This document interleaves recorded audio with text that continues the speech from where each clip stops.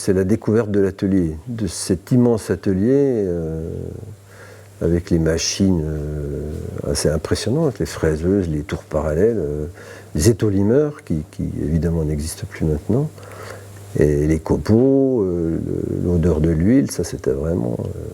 J'ai aussi le souvenir d'entrer dans la cour et puis avec cet immense bâtiment, c'était vraiment très impressionnant. Presque admiratif de voir l'évolution des étudiants ou des apprentis sur 2 années. À l'issue de ces 2 années, ils présentent leur prototype qui a nécessité quand même du boulot, un travail non négligeable, et puis ils sont assez fiers d'eux. Et puis, bon, en tant que prof, c'est valorisant quand même.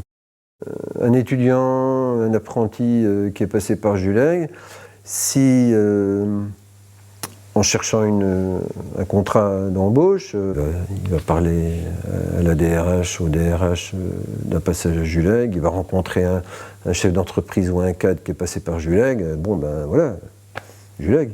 Avant c'était l'Orlo, t'es passé par l'Orlo, maintenant c'est, voilà, t'as fait Juleg, bon, c'est pris en compte.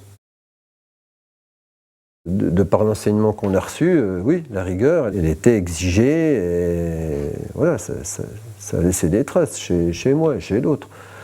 On apprend aux élèves à être carré. On ne peut pas réaliser un système microtechnique, on ne peut pas évoluer dans l'industrie si on n'a pas évidemment un minimum de rigueur. Enfin bon, c'est une évidence. Donc c'est clair qu'on transmet ça, oui. L'évolution d'un apprenti ou d'un étudiant sur les 2 années, il ressort, bon, avec 2 ans après, avec un acquis. Ça, j'en suis convaincu.